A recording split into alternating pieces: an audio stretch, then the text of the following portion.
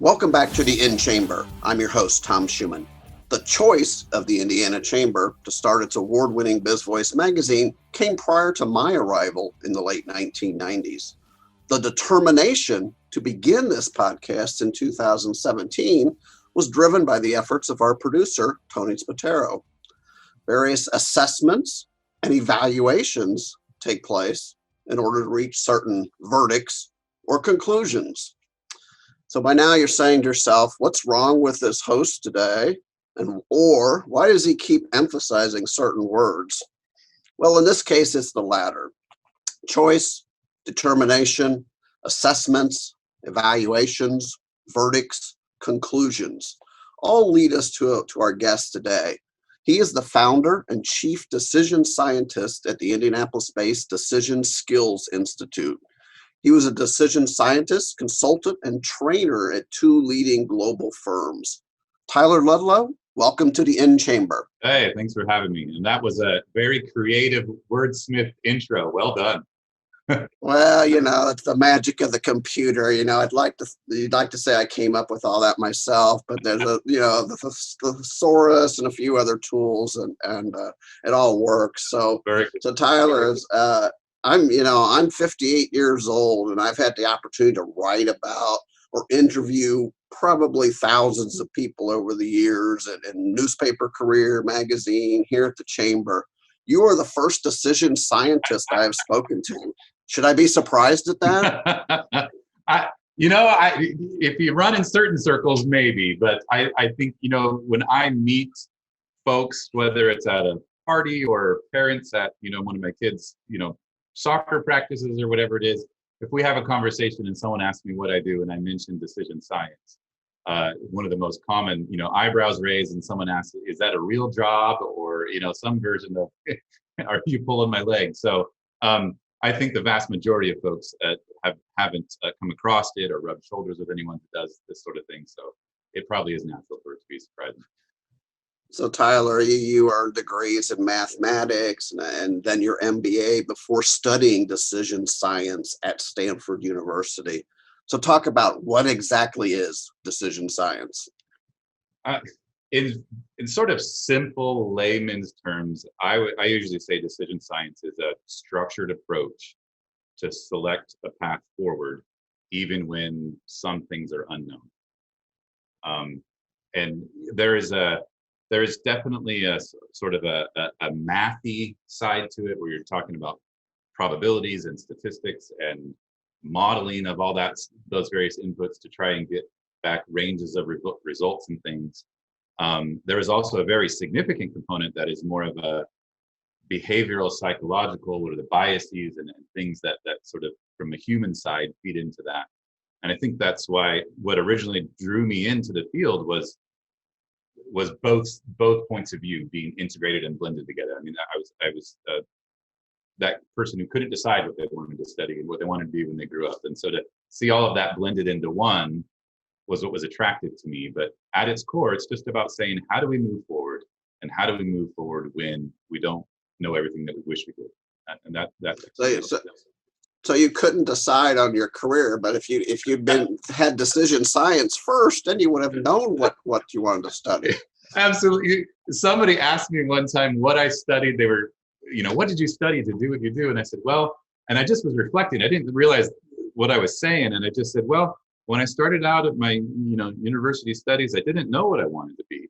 I think I even said I couldn't decide what I wanted to study. And they instantly started laughing, and I didn't realize what I'd said. But yes, I absolutely, that's part of the attractiveness to me is that it's a blend of many different things coming together. Well, I appreciate you putting up with my my little puns and things there, but this is very serious because I said you worked at two leading global firms, Eli Lilly and Unilever. Talk about how you employed decision science in your career at those leading organizations. Yeah, so it's a great question because the two companies have a long history of using decision science. Lilly, in particular, I think probably 30 plus years, they've had an internal decision science group. But they use decision science in very different ways. And part of that's because of the industries that they're in. So at Unilever, we would be making hundreds of product launches a year, whether it was deodorant or ice cream or soup or salad dressing or shampoo or conditioner, whatever it was. And so the objective there was to not be too risk averse, to not be holding back on some of these plays, knowing that when you make hundreds of launches, you're going to get some wrong. But when you do get them right, if you've taken sort of this thoughtful, methodical approach to be taking on appropriate levels of risk, then you would be receiving sort of the maximum level of reward that's warranted by that. So I think when I was working at Unilever, what we found was that the more junior you were in the organization, you tended to be more risk averse, wanting to show success and be promoted and have longevity within the company. And the higher and higher that you got within the company, you appreciated that we needed to take risks. We needed to have some failures in order to have bigger successes when we did it.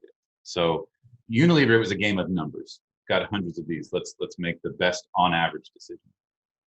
At Lilly, in the pharma industry in general, if a company had 1 or 2 launches a year of a drug, that would be fantastic. Over year on year, that would be fantastic success. I mean, that's very aspirational. So we had many fewer opportunities to sort of launch. And the question in the pharma space is just there's a high degree of uncertainty, as you've seen with the COVID pandemic, right? Absolutely. The clinical research trials, you don't know which way they go. And to have so many of these trials have worked out positive, vaccines are a little different than other drugs, but that's a bit of an anomaly. I mean, a lot of drugs fail in their clinical research path. And so at Lilly, it was more, we want to be making the best decision we can at each point in time because we face so much risk and uncertainty as we do that. So in that corporate setting, it sounds as if certainly the unknowns are there, but there's not a fear of failure. There's a recognition that some things aren't going to work. But beyond that business setting, as maybe smaller organizations or even individuals look at it, is fear of failure? Is that just that unknown? Are those some of the biggest detriments that make decision making so difficult? Yeah, those are definitely two. In fact, when it comes to sort of individual decision making rather than organizations, and there's a lot of research out there sort of on the behavioral side that has shown over and over again that people prefer to avoid making a decision.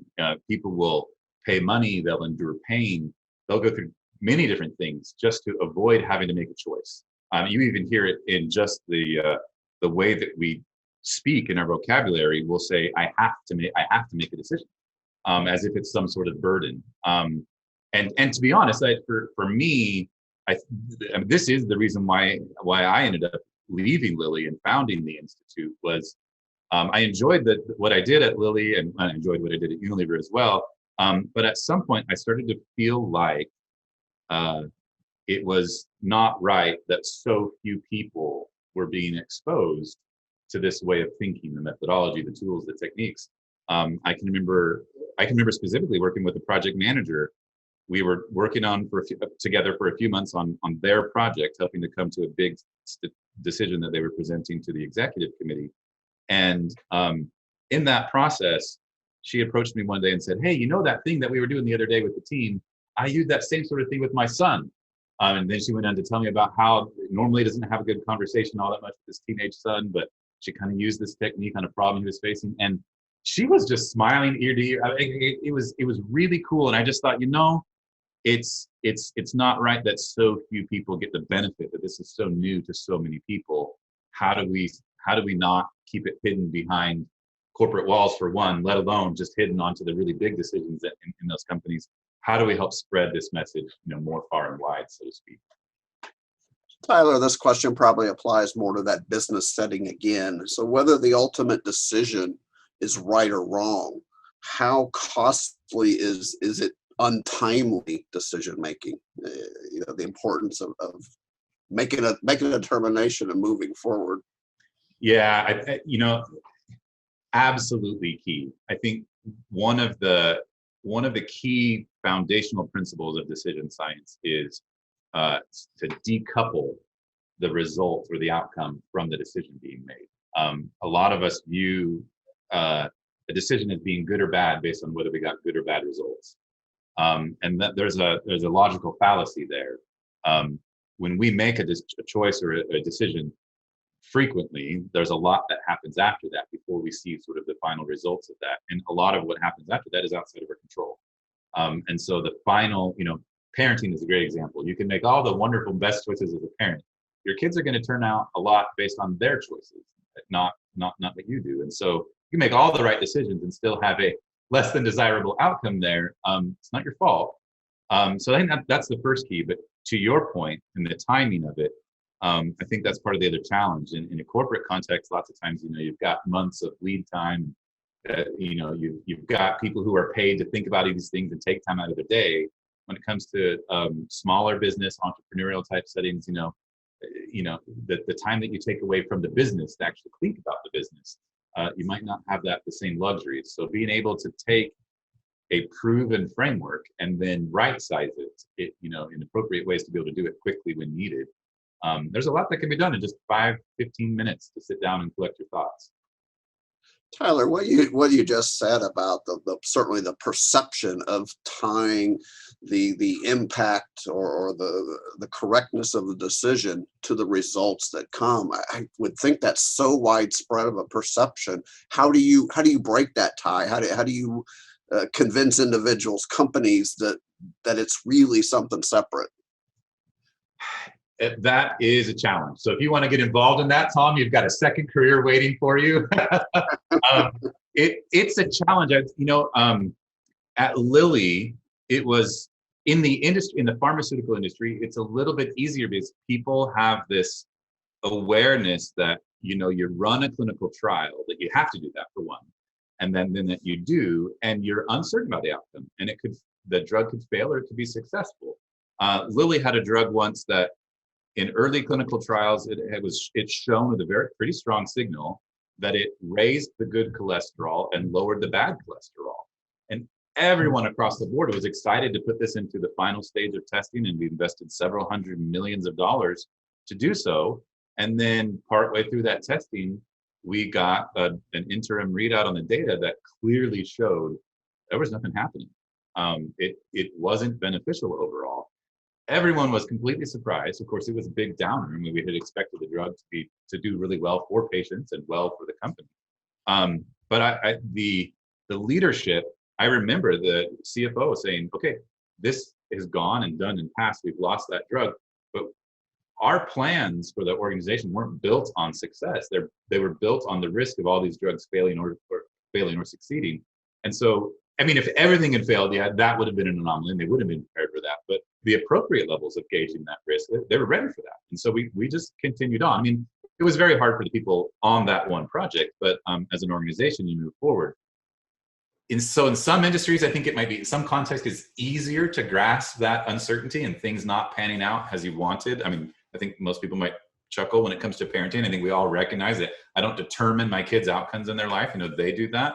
But in other instances, it's harder. It's harder to make that shift. I think it starts with a little bit of exposure, a little bit of education, a little bit of crystallizing that thought for folks so they can then try it on and say, yeah, that kind of makes sense. And then they start to see it in action and consider it. And then it starts to, sort of be integrated into their way of thinking. Tyler, some of the examples you've given from your career certainly are tied into large entrepreneurial, innovative companies. And we see individual entrepreneurs obviously making decisions when there's a great deal of uncertainty out there. If you would talk a little bit about the connection between decision making and innovation and how they play together. So in my mind, quite strongly. So if you take a look at decision making, I think most people think of it as, well, many people will think of it as something that happens at a point in time. Maybe a little bit of a process where they're collecting and analyzing some data and then making a decision. Decision science tries to shift that thinking and say, rather than something that happens at a point in time, it's a process that happens over time. And it starts with thinking about what sorts of alternatives to put on the table to then evaluate and select from. And so that process your decision is only as ever good as the alternative that you go forward with. And so if you're too narrow with the alternatives that you're considering, you might be missing out on value, so to speak, missing out on certain benefits, not because you didn't have a good way to evaluate them, but because you maybe never considered a broad enough set of alternatives to begin with. And so that process of how do you put creative, doable, compelling alternatives on the table that you think in ways that you hadn't before, that sort of a thing. I think that's where it ties in with innovation directly. There are aspects of how to do decision science well that rely on sort of creative thinking, developing new ideas, i.e., so innovating, and then selecting from those and saying this is the way forward. So I'm going to pose this question in kind of the old argument of, is it heredity or environment? So how much of one's decision-making abilities are you born with, or how much is a result of your environment, or can be learned, obviously, as you engage with professionals like you? So if we go back, that's a great question. If we go back to sort of our introductory sort of conversation, I mentioned, I was really intrigued about the field because it was a blend of both the mathematical and then sort of the behavioral psychology type side of things. So I think recognizing that there's an opportunity, all of us make decisions all the time. We make significant decisions, I'm sure at least a few of them a week in some way. And we make smaller decisions, obviously, every day. So we all have a lot of practice. We develop our own sort of comfort zones or comfort skills or comfort approaches in that. We probably constantly learn from others as we go through it. I think before being exposed to decision science per se, most people I find have not been aware of this idea of sort of a whole structured approach to making decisions. And so what I find is that most people say, the bits and elements that they feel comfortable with or that they do well, like they realize, that's part of this overall decision science framework. And there are other pieces that maybe are more holes in the way that I approach decision making. I could learn to improve in the way I do those. So I find that, I absolutely, when I meet with whether it's teams or individuals, I try never to come in with an approach that says, you don't know how to make decisions or you have no idea, let me teach you, but more of a, show me what you're already doing, how you're already thinking through these sorts of things. And let's see if we can complement what you're doing with some other aspects as part of a broader, structured framework. I think in that, people will always probably naturally find certain pieces of that framework that either resonate with them more deeply or that they feel like their skill set matches up better with. I think that's why you find in organizations that many times it's a team of people making a decision together, or at least working on the decision. Maybe it's a final single decision maker. And part of that is so that you get sort of those blends of expertise coming together in the right way. Tyler, how about geography? And what I mean by that is we tend to be conservative here in Indiana and the Midwest. I don't think people will argue with that. Before we started on the air today, we talked how you spent time in the United Kingdom with Unilever. Does geography play a factor, and again, those surroundings in decision making and abilities and tendencies? Yeah, geography in the fact that it can lead to sort of a culture, which then obviously impacts decision making. Yeah, absolutely. And that culture can be sort of the broader culture of a society, and certainly the culture of the organization, the company, or it could be the small company even, right? The culture of the founder or the CEO, the leader in a small company. Just some examples, like I'm working right now with the large corporation that's based in Japan. They have second headquarters in Chicago, but the decision making there is very collective, very get everybody on board, and to shift to taking and very, I would say also, like you said, very conservative, very like if we can push the risk down the road, that's better. We'll take baby steps of what we feel sure about and deal with the risk when it comes. I would say other cultures, like in Germany or the Dutch, they tend to be much more upfront frank about that analysis and the numbers, and a little more trusting to, if mathematically it calculates that this would be the better approach, even though it's more of a probability of whether or not it would be successful, they're a little more apt to accept that at face value. But in general, while there are some differences there, I'd say in general, research shows that most human beings are risk adverse in some way, shape, or form. So some lean more to the behavioral side of the equation, some maybe more to the mathematical as those factors come together. Yeah, and you know, there's a as you bring that up, there is definitely a tendency back to the sort of more junior versus more senior in an organization. More junior folks tend to rely on the analytics, the numbers, the math, and the more senior that you go, there tend to be more folks who they might not, some of them might say, oh, by the seat of my pants or my gut or whatever. Even when they say that, it's a very educated and experienced gut. It's not just gut. It's, you know, from, you know, decades of experience. But the more senior leaders in an organization tend to be more of the, are we doing the clarifying, are we making the right decision? Are we considering the problem in the right way? Have we considered all the right options? More of the strategic thinking and a little less of the numbers got to back up the strategy, but they kind of flip that a little bit. So there is a difference between how people function, and obviously that changes over people's lives and over their careers. You know, the way that we think. So Tyler, you talked about wanting to expand when you were doing your work at Eli Lilly, introducing the science to a broader audience. So talk about the Decision Skills Institute. What are some of your focuses, and what are some of the either individuals, groups, companies that you work with, or what kind of approach do you take? Yeah, so thanks. Yeah, we have sort of a multi-pronged approach. So with the large, we've explicitly stated that with larger companies, our intent is to not be involved in sort of a classic consulting capacity where we're helping to make single large decisions. Our goal with larger companies is to work with teams of employees.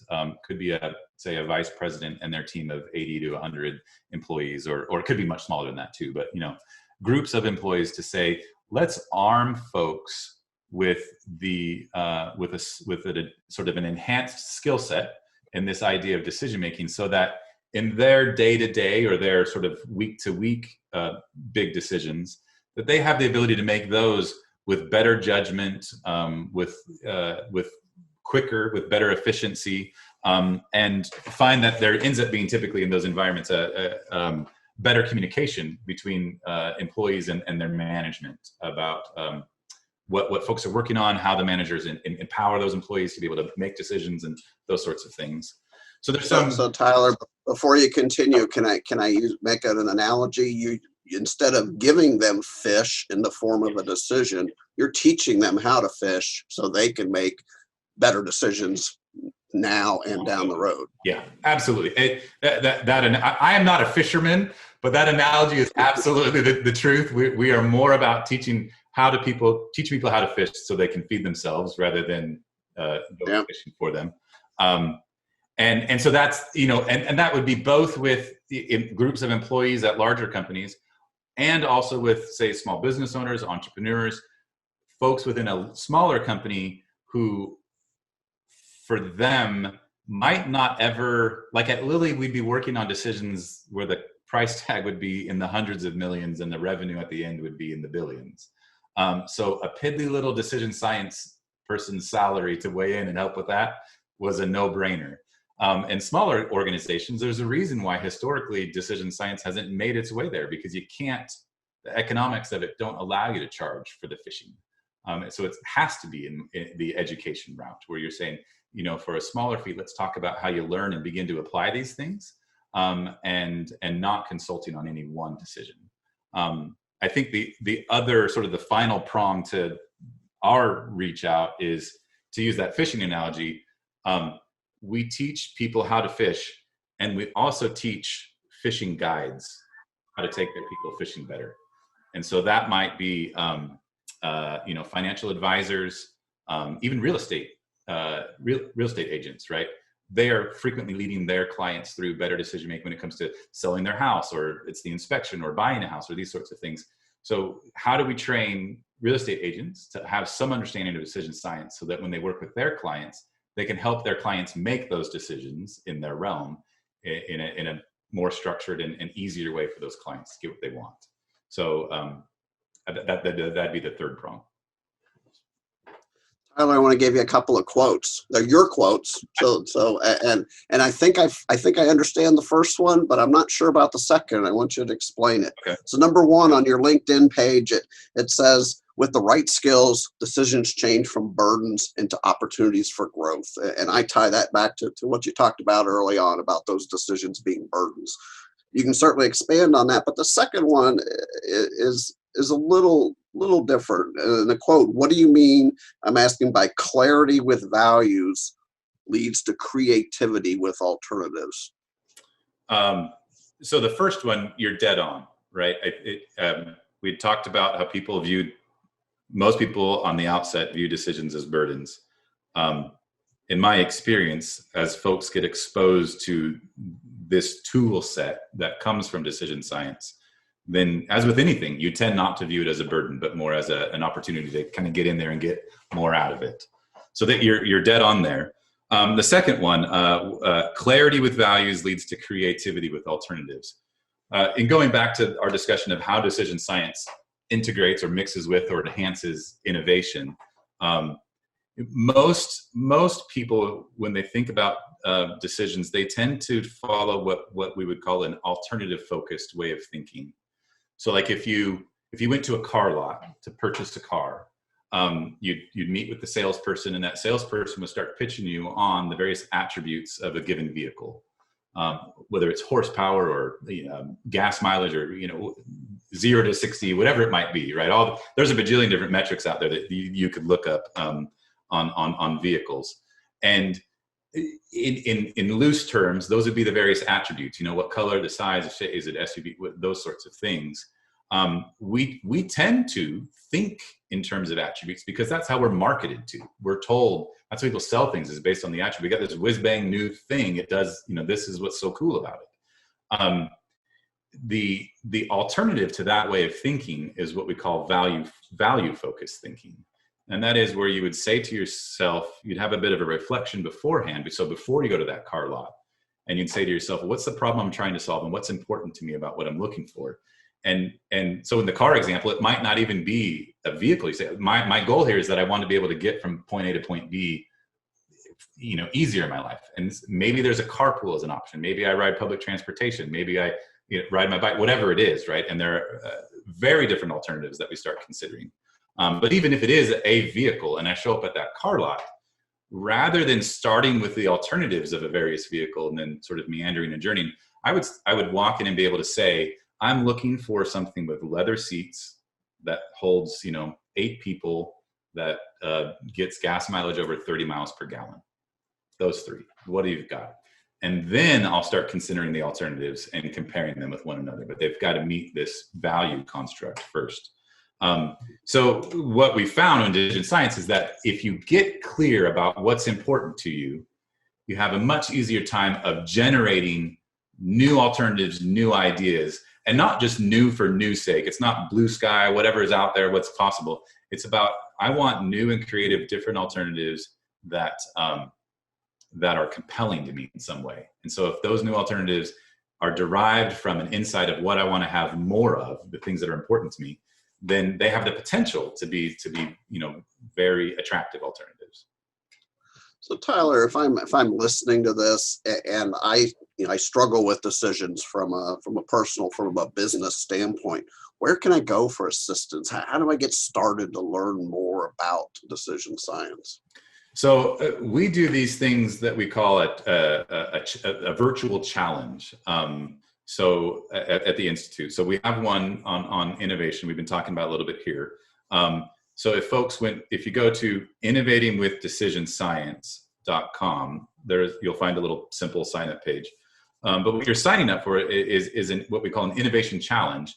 And the idea is that we take some of these, over a 5-day period, we would present very simply some little thoughts and nuggets, some similar to what we've discussed here around innovation and decision science, and then present those with a little mini homework assignment, a little way to apply it, a little way to try and get to implement it a bit. And then as part of those challenges, have an opportunity for sort of Q&A and discussion, how to go, what challenges, and for either folks to voice and get input, or to listen to other people get input about how they could be applying it. At the end of that week, if folks, maybe folks have gotten as much as they needed to run with, great, they can take off and go running. If they still are intrigued or hooked and want to know more, we have workshops and things like that. I would say that from what I've seen out there in terms of learning about decision science, there are a lot of books and a lot of research published on the behavioral side. If you meet someone not other than me that's a decision scientist, they will very frequently be a researcher at a university producing research on sort of the behavioral psychological side. So you can read some interesting things there, but it tends to fall short of how do I apply it? Given that insight, what do I do with it? And there are opportunities to learn that, but they're typically related to the industry that you're in. So in the oil and gas industry, in the pharma industry, and a few others, there is an opportunity to learn, but it's typically industry related. I would say that our attempt to sort of reach the masses with sort of general business or general individual decision making it's the first that I know of. I'm not want to claim that it's the only, but it's if it's not the only, it's one of few for sure. So it's a little bit harder to find that stuff. And we'll share that link. Obviously, I want to make sure that's innovating with decisionscience.com. That's correct. Yeah. So Tyler, what as we begin to wrap up here, what principles or values do you apply personally in determining what you do when you're not working? In other words, that's my way of saying, what do you do in your spare time? What do you like to do when you're not in the decision science mode? I like to spend time with my wife and kids. So we've got a big family. We've got 10 kids. So I years ago gave up having any hobbies of my own for the most part. I think our hobby is raising our children, so to speak. And anything that I can get involved in with, especially now that we've got some older kids, anything that I can get involved in with them, whether that's sports, we play a lot of basketball, soccer, ultimate frisbee. We also do a lot of stuff in the outdoors with the kids. So that's where I end up spending my time. That sounds like that might be a second full-time job there with your large family. Congratulations. It is. Thank you. Question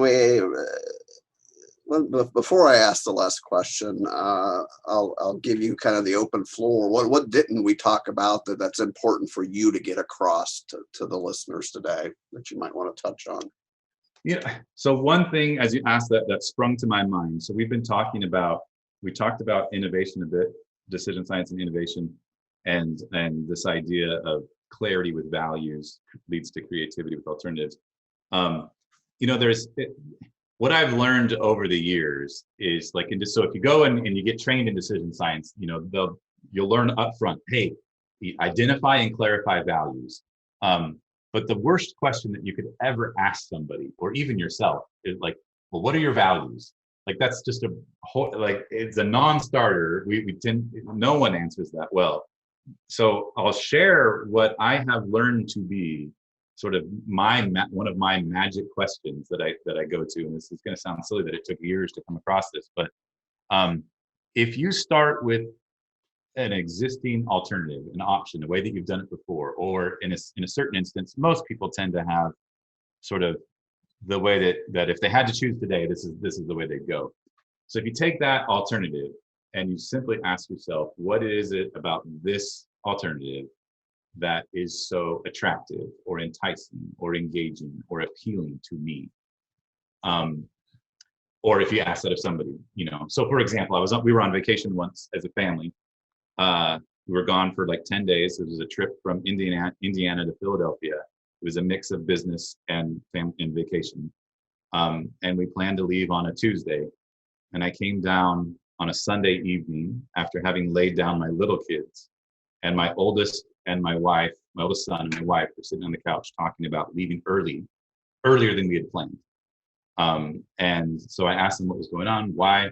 My oldest son, Adam, he was a sophomore at the time, playing on a basketball team, played on the varsity team. And he wanted to make it back in time for their basketball game. on the Right. Tuesday evening. It was at like 7 p.m. or something. It was like when we drove out, there was a 13-hour drive. So if it was about that coming back, getting home an hour before 7 o'clock would mean a pretty early start. So I was planning on leaving like at 9 or 10 a.m. and then getting home late in the evening. So he wanted to leave much earlier to be able to make it back to this basketball game. And in my mind, I hope Adam's not listening, but in my mind, I thought, why? Because you ride the bench on this varsity team. You never get playing time. So I was driving back home. We're getting up at 5 a.m. and leaving just so that you could get junk time of maybe a minute or two at the end of the game. I didn't say that out loud, but that was what I thought. But my wife, to her credit, she really wanted to support him, whatever he wants. Let's support our kids. And I wanted to, but I had this concern about leaving super early in the morning with a bunch of small kids and driving 13 hours down the road. And so I asked him, I played a little decision scientist, and I said, Adam, what is it about getting back on time for your game? What is it about that that's so important to you? And he sat there for a second, way more reflective than I had anticipated a boy at his age to do. And he said, I want my coaches to know that I'm committed to the team. And like, I was like, wow, that's well, I'm glad that you had that self-awareness, but also that's profound. We can do something with that. And so I started to think about, well, what if we're driving what if we get up and we leave early and we're driving down the road and something happens with the little kids, we've got a diaper blowout and whatever it was, and we're delayed and it starts to be clear that we're not going to make it. I said, what if that happens? And then I was to give a phone call or a text or an email to your coach and explain to them, Adam pushed us to get up early. We want us back, and we tried all this stuff, but we ended up not making it. But I just wanted you to know, like we really tried, and it was all because of Adam. I said, does that get you the same, sort of result in terms of commitment? And he said, yeah, that's pretty close. I mean, it's not quite the same as being there, but that's really close. Sure. So then I started thinking creatively. I was like, well, Adam, what if we just wake up late and I just give him that same email or that text anyway? Like, you can't lie, but what if I did actually? Like, Adam really wanted us to. So we didn't do that, but we started thinking more creatively, and I started thinking, I had the thought of how much would we pay to just get Adam home? And so I looked at a one-way airline ticket with the Amtrak and the Greyhound, and none of those seemed to make sense. But in the end, I started asking, say, Adam, how much money do you have? And he's like $40 or whatever in his checking account. And I said, would you be willing to pay that to get back on time? And he said, yes. And so what we ended up doing creatively, after thinking through all these different things, was we ended up leaving the night before. And did he make it to the game? Yeah, because we drove like 3 or 4 hours the one Monday evening, and then we only had whatever it was, left 7 hours to go. So we made it back like 3 hours early. It cost us a little bit of extra, but I think it was actually a better drive home than the original plan. And Adam got what he wanted, and so everyone, I would say it's a hands down a better solution than we originally had. It all started with being clear about values. That question, what is it about making it back on time to your game that's so important to you? Him putting that on the table, then me putting the value of money. Hey, could we pay money to get having those clarity with those values allowed us to think creatively about these different alternatives, and then select one that gave us, like I said, way better results than I think we would have gotten with what we started with. Yeah, that's a fascinating story, Tyler. Appreciate sharing that. Last question, we wrap up. We ask everybody this season on the In Chamber, thinking about it personally, professionally, however you'd like. What makes a great day for Tyler Ludlow? The end of the day, when you're done and all the kids are down and in bed or whatever, you have a chance to relax. What's made it a great day for you? I'd like to give a super profound answer, but what popped into my mind, I remember one time coming home. This was back when we were living in England, and I was working at Unilever. I came home and my wife asked me how my day went, and I'm talking and explaining the day, talking about business things, and she remarked that I seemed particularly sort of upbeat and happy about things. Not that I'm a dismal guy to begin with, but that I was a little more upbeat. And she said, was it that good? And I reflected back on the day, and I realized what had made me happy was that at lunch I'd gone out, and I think that day we played rugby for an hour with a group of guys. And that chance to get outside, to exercise, and just play a little bit, to be disengaged from work and things like, now I don't necessarily I work from home now, so I don't find that play with other people, but I get that with my kids. If I go upstairs and take a break and play with my little ones, or play a game of whatever with the older ones, do some basketball training with them. It's basketball season now. So that chance to sort of completely disengage, play, and make sure that's filled in with people is what makes the day more meaningful to me. Has a big impact on the entire day. Even that small. Yeah. I mean, I guess I couldn't only play all day long. That'd probably be lopsided, but maybe the answer is a balanced day, including sort of that play and exercise, those other sorts of things. Well, Tyler Ludlow, thanks so much for joining us. I'm sure our audience has learned much more about decision science and all the factors that go into play. So again, we appreciate your insights and best of luck with everything that you're doing. Absolutely. Thank you. All right. We're sure you've enjoyed our conversation. And as always, we appreciate you listening to the In Chamber. We'll be back in 2 weeks with our next episode. Thanks and have a great day.